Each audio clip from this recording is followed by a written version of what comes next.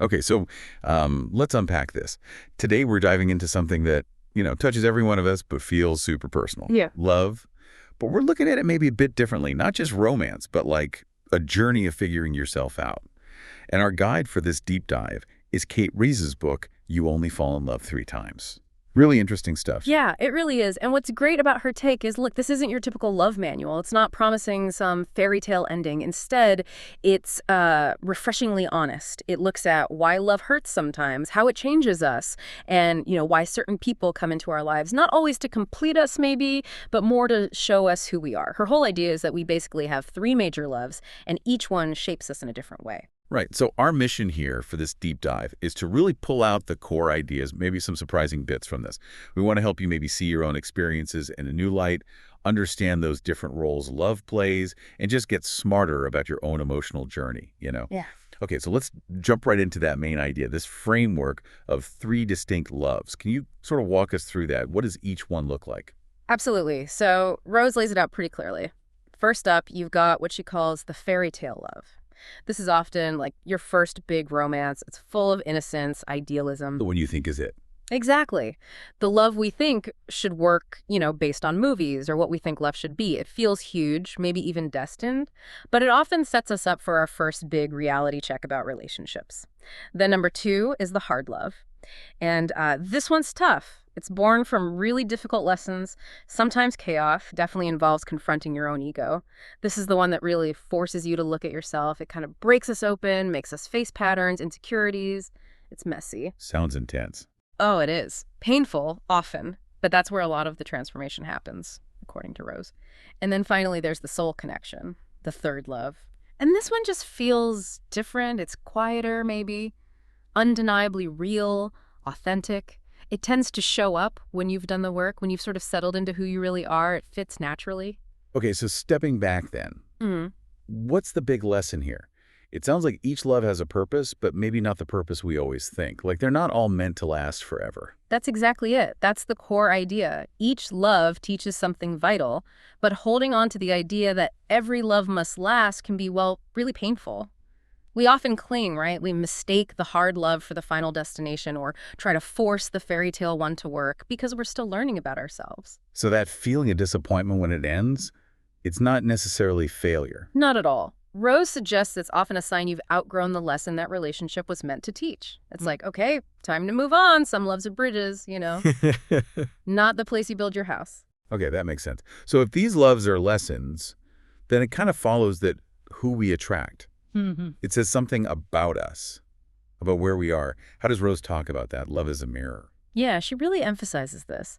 We don't just randomly fall for people. It's more like we attract partners who line up with the lessons we need to learn right then. So if maybe we don't know ourselves that well yet, we might find ourselves drawn to, I don't know, chaos or control dynamics or confusing, really intense chemistry with actual deep connection. Right. You've been there. We all have, but as we grow, as our self-awareness gets deeper, our ability to even recognize healthy, real love matures too. So love isn't just found, it's sort of matched to your inner state. It reflects you.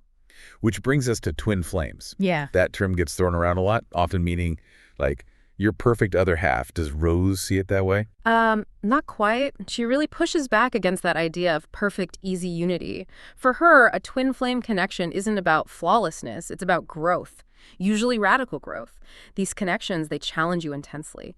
They push your buttons, they mirror back your deepest wounds, but also your greatest strengths, often in ways that are, frankly, uncomfortable. So less about comfort, more about a wake-up call. Exactly. They're catalysts. They're not there to save you, but to awaken you. And sometimes, as she puts it, that awakening comes with fire, not comfort. It can be volatile, but incredibly transformative if you let it be. Okay, a tough mirror indeed. And navigating those intense connections, especially the hard loves. Well, sometimes the lesson is knowing when it's time to leave. But that's hard. Fear of being alone, what people will think, starting over. How does Rose frame the act of letting go? Well, this is where her message gets really empowering, I think. She asks, what if walking away isn't failing? What if it's the opposite? She calls it a graduation. Stepping away from a love that doesn't fit who you've become, that doesn't honor your growth. That's not failure. It's a powerful act of self-love. One of the most sacred choices you can make, really. A graduation. I like that. It reframes it completely. It does. This is you learned the lesson, you did the work, and now you're ready for what's next. Okay, so if the fairy tale love is about ideals and the hard love breaks us open, Mm. what about that third love? The soul connection, what does that actually feel like? Because it sounds maybe quieter, Mhm. less dramatic than what we often see in movies, maybe even less exciting to some people. That's a really important point. Rose makes it clear. Real, true third love isn't supposed to be high drama. It's not exhausting. It's not confusing. It feels natural, grounded, Wow. safe. There isn't that constant anxiety, that need for validation, those endless tests. So it's not a rescue mission. Definitely not. And you don't have to lose yourself to find it or keep it. Her description is simple but profound. It feels like home. Mm. And about that excitement thing, Rose would argue that the chaos we sometimes mistake for passion, that's actually what we need to grow beyond. The peace of the third love might be less theatrical, but it's way more fulfilling, deep down. And you don't chase it. You recognize it. When you're ready, when you're truly yourself, you just see it. It fits. Wow. So looking back then, thinking about our own lives, what's the big picture here? Rose's work feels like a way to sort of gently look at our own relationship history, right? Not with regret, maybe, but with more understanding. Exactly. It's like she's giving you a new lens. She doesn't offer easy answers or, a five-step plan to find the one. Uh-huh. What she offers is truth. Permission almost to stop the frantic chasing of love and instead focus on becoming the person who's actually ready to receive it authentically. It's about self-acceptance, growth. Yeah, that really lands. It shifts the focus entirely.